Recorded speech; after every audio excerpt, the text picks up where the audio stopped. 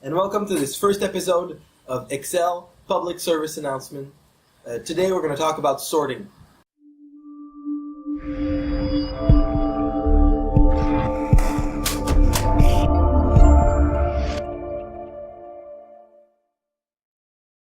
Sorting is a very interesting thing, and everybody wants to do it in Excel because as soon as you've got Excel, you've probably got some form of data set positioned somehow, and you might need to resort it in a particular way, maybe alphabetically or by values.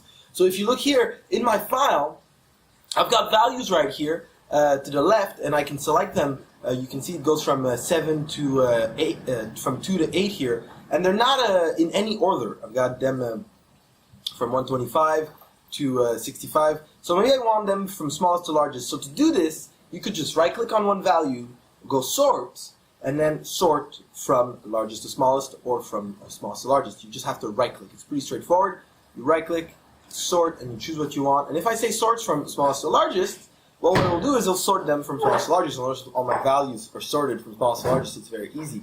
But I can also do the opposite. I can go and sort from from largest to smallest, and then that will put the largest number on top and the smallest number on top, and that's great. So I can do the same here with names, but you'll notice that if I use this technique, I might go through with some problems. So here I'm going to try to sort these names. So I'm going to just right-click on one of them, and I'm going to sort A to Z, and you'll notice that name was part of it, and it sorted the title like if it was part of it. So this is a bit of an issue. So what you can do to fix this issue is you can select all of the data and choose to right-click and hit sort, and then hit sort A to Z, and it will only sort the area that you've selected. Now that's fantastic.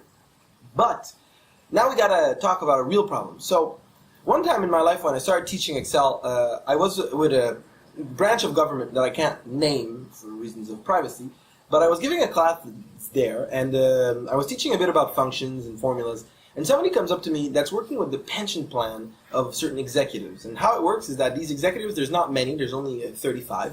And each of them have different pension dates and pension plans calculated in an Excel file. And people were getting the wrong dates. So they came up to me and they were like, James, what's the problem? So it looked a bit like this. You see at the left, there was the names of the people, John Doe, Janet Doe, the hired dates. So John was hired at this date. This is when he was allowed to go to the pension. This is his position, his salary, and the pension salary that he gets. So this is what the status of John here is. And one person was told, okay, could you sort this data by hire date? So let's try to remember that John Doe here is in 1995.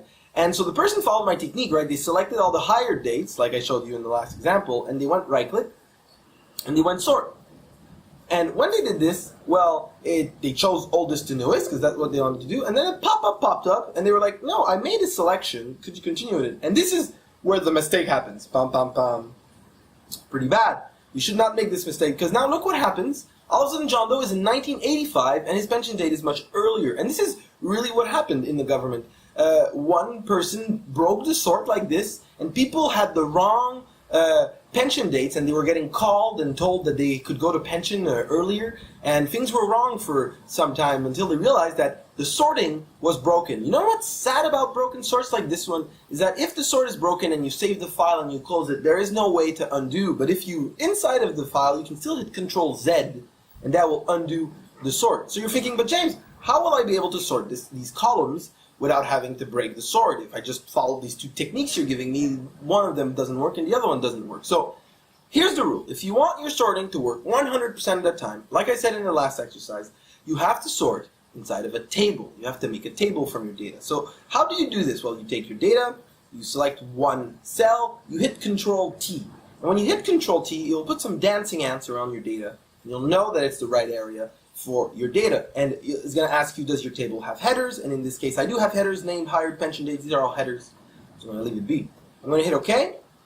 And now my table is going to take a color on. It's going to look weird. And I'm going to get these little pop-up menus. And these little pop-up menus are going to be now my way to sort. And if I use these pop-up menus to sort, I'll be able to sort any type of situation. So by hired date, and you'll notice now it's Simon Pop here, not John Doe. Or I can sort by salary. And then I'll sort them by salary. You can choose these little menus and choose how you want to sort. And these sorts inside of tables will never break and will always respect the validity of your data. So this is the purpose of your announcement here. Please, if you have to sort in Excel, always make a table before by using the Ctrl-T shortcut and selecting your data. Here you can look with values. I hit Ctrl-T, I get OK, I get a table, I get the thing, and a little drop down, and I can sort with it. It works well. You can do it here with the names too. Ctrl-T, the checkbox not checked, I make sure to check it, I hit OK, my names is there, I can right click and sort from A to Z or Z to A. It works. So remember this piece of information, right? Always use the table feature when trying to sort in Excel. You'll make sure that you don't get any loss of data. There's going to be some more Excel personal service announcements, right? Some on merging and some more adventures. I'm going to try to do a small series. Let me know if you like it in the comments and subscribe to my channel. I'd really appreciate it. Talk to you later. James out.